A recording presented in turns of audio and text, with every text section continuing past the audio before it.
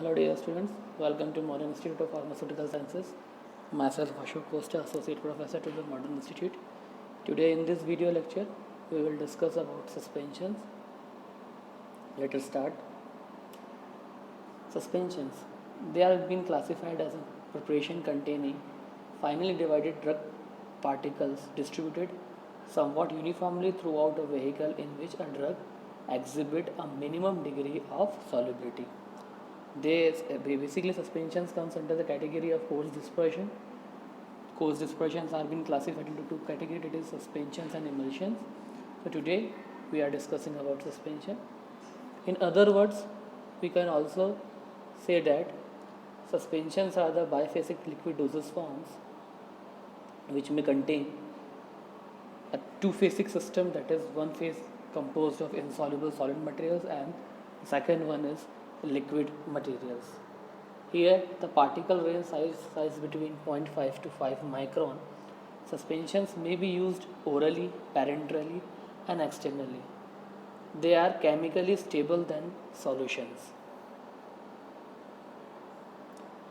Classification of suspension based on the size of the particles. Suspensions are being divided into as coarse suspension as well as colloidal suspension.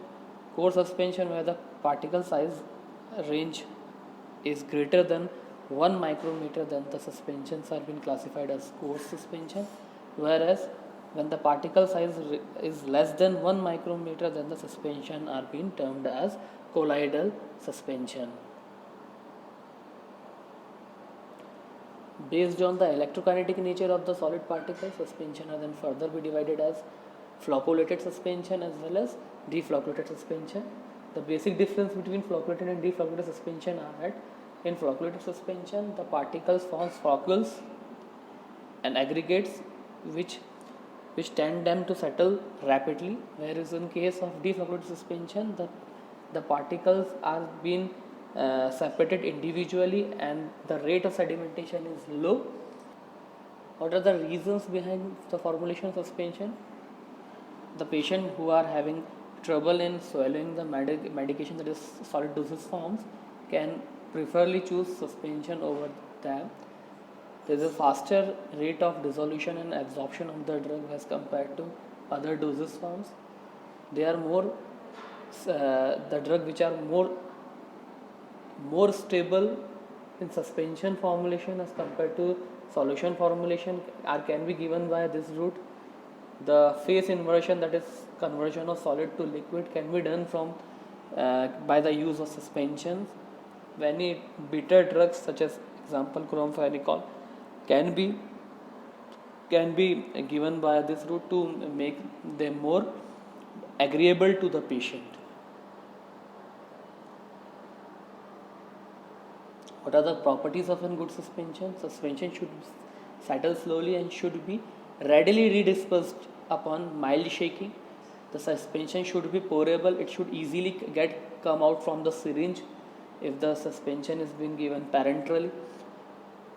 They should have suspension. The particles should have a uniform in size range. The particles that we are using in the formulation suspension.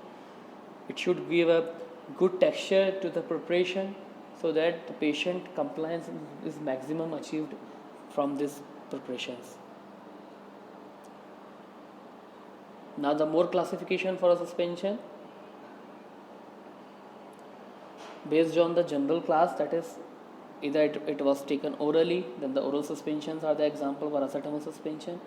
When the suspensions are being taken externally, that is calamine lotion. If the suspension are being given through parenteral route, then the insulin zinc suspension or parenteral suspension was an example. Based on the proportion of the solid particles, that is the amount of solid particles that have been incorporated in the suspension, that is two categories are been there. First one is dilute suspension, which is having 2 to 10% of weight by volume of solid particles, example prednisolone suspensions. Whereas in case of concentrated suspension, the solid particle contributed around greater than 50%, example zinc oxide suspension. Thank you guys.